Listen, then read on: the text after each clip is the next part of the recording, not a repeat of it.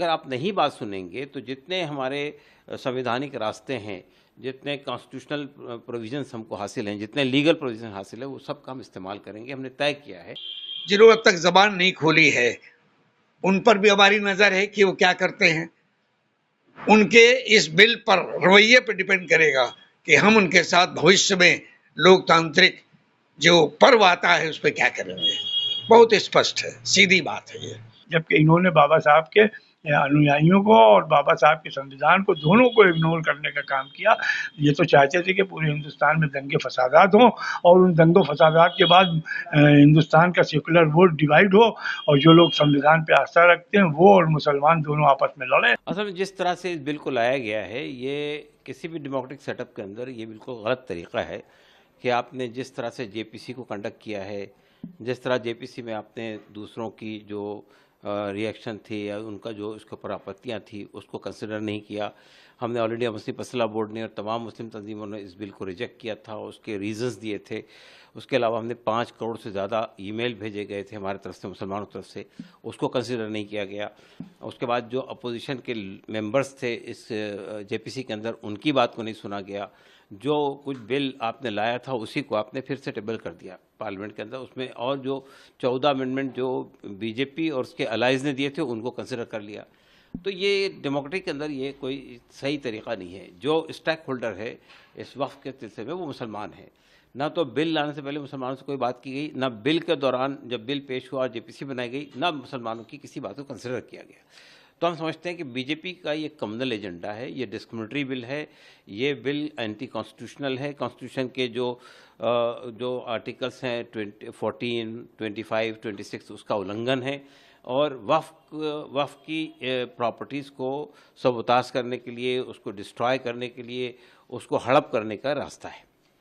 Sir, एक notice भी जिसमें बोला गया है कि साफ तौर पे सपोर्ट नहीं करते हैं इस वक्फ अमेंडमेंट बिल को और अपील भी किया है एमपी से, खासकर बीजेपी और उनके अलाइज एमपी से, कि इसको पारित ना किया जाए। क्या कहें? देखिए, हमने जितनी राजनीतिक पार्टियां हैं पोजीशन की और बीजेपी की जो अलाइज हैं उनको हमने एड्रेस किया है। बेसिकली बीजेपी को हमने एड्रेस नहीं किया। देखिए, बीजेपी तो ये लाई है, सोच समझ के लाई है।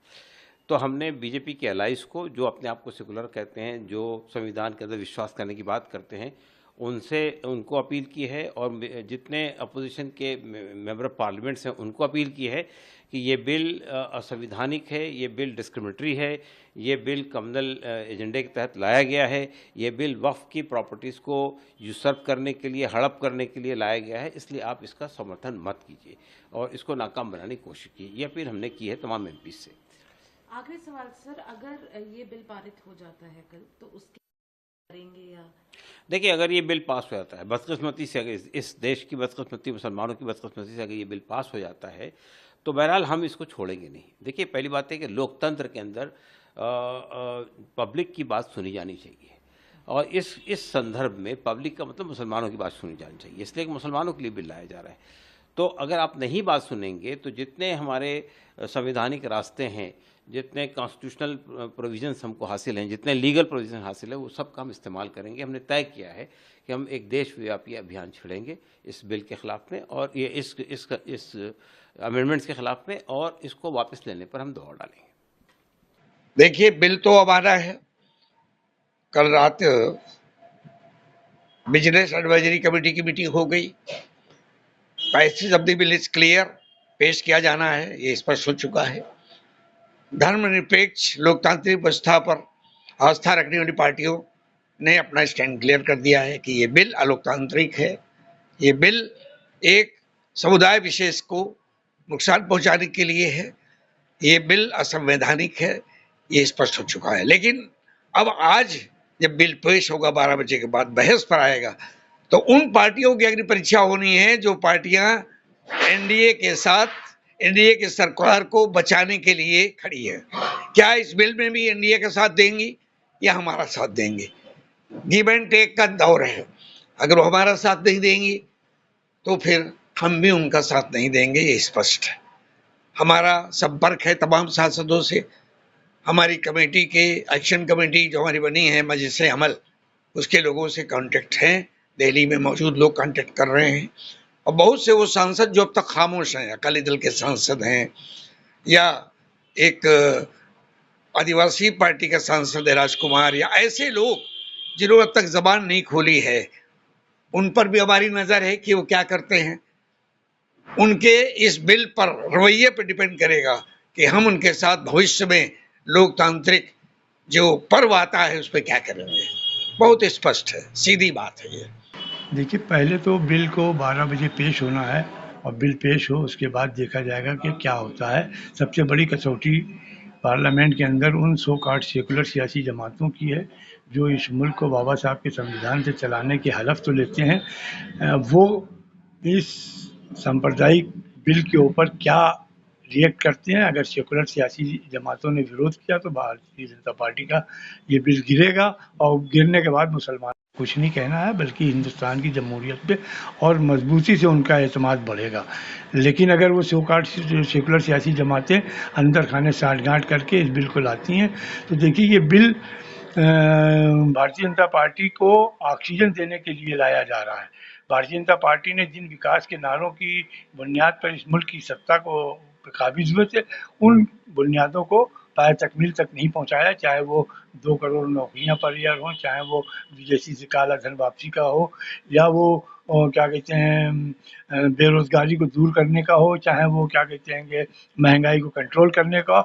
इन सारी बातों में विफल होने के बाद बल्कि हमारे योगी आदित्यनाथ जो आज बहुत बढ़ बढ़ के बोल रहे हैं, इन्होंने तो सत्ता संभालते ही कहा था कि हम अपने प्रदेश को प्रायोरिटी पर गड्ढा मुक्त करेंगे। आज गड्ढा युक्त हो गया है। इसी तरह भारत की पार्लियामेंट को गड्ढे में ले जाने का काम कर रहे हैं, क्योंकि वो संविधान से नहीं चलाना चाहते हैं।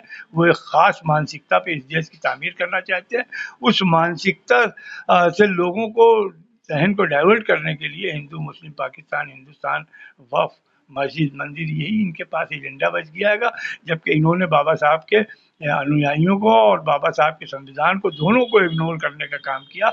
ये तो चाहते थे कि पूरे हिंदुस्तान में दंगे फसादात हों और उन दंगों फसादात के बाद हिंदुस्तान का सेकुलर वोट डिवाइड हो और जो लोग संविधान पे आस्था रखते हैं वो और मुसलमान दोनों आपस में लड़े। आने वाले बिल के बाद हिंदुस्तान की सियासत को एक नई दिशा और दशा मिलेगी, क्योंकि ये मुसलमानों की अपनी प्रॉपर्टी है जिसके ऊपर गवर्नमेंट की नीयत ख़राब हुई है। और जो उन्होंने अपने बिल में अभी बीजेपी के एक प्रवक्ता एक डिबेट में कह रहे थे कि साहब ये तो हम गरीब मुसलमानों के उत्थान के लिए बिल में परिवर्तन कर रहे हैं, तो ज़रा ये भी डिक्लेयर कर दें बिल के साथ कि जो प्रॉपर्टी मुसलमानों की अवैध तरीके से सरकार, प्रदेश सरकार, देश की सरकार ने हथियार रखी है, जिन पे अपने ऑफिसेज और भवन निर्माण कर रखे हैंगे, वो जगहें, और जो भू माफियाओं ने वक्फ बोर्ड की साठगांठ से ज़मीनों को कब्जा किया, उन सबको वापस लेके गरीब मुसलमानों में बांटेंगे, हमें कोई मतलब नहीं। दूसरी चीज़ कि क्या जिस तरह से वो इसमें 2 गैर मुस्लिमों और 2 महिलाओं की बात कर रहे हैं, तो वो महिलाओं को मंदिर में जाने की अनुमति नहीं देते हैंगे, उन महिलाओं को हमारे बोर्ड में शामिल करने की बात कर रहे हैं, तो क्या और गैर मुस्लिमों को शामिल करने की बात कर रहे हैं, क्या वो हम मुसलमानों को दूसरों के बोर्ड में शामिल करने का कोई कानून लाएंगे? ये बिल्कुल की जाति और जो इसको भटकाने की बात है। महिलाओं मुसलमानों के बड़े हितैषी हैं, तो उन्होंने जिस तरह से मुस्लिम बच्चों की तालीम की स्कॉलरशिप को बंद कर दिया, जिस तरह से मुस्लिम इलाकों में स्कूल कॉलेज और पार्कें होनी चाहिए, स्वास्थ्य केंद्र होनी चाहिए, उस पर कंसीडर और तवज्जो नहीं दे रहे। मुसलमानों के बड़े हितैषी हैं कि वक्फ प्रॉपर्टी पे डीएम के द्वारा हम ऑब्जेक्शन लगवा के उन पे कब्जे कर लें, यही इनका एक उद्देश्य है। इस उद्देश्य की पूर्ति के लिए वो बिल्कुल आ रहे हैं। अब सेकुलर पार्टी जमातों का कसौटी होगी कि आज वो इस बिल के समर्थन में या इसके विरोध में या इस देश की जमहूरियत को बचाने के लिए क्या कदम उठाते हैं, हम उसका इंतजार करें।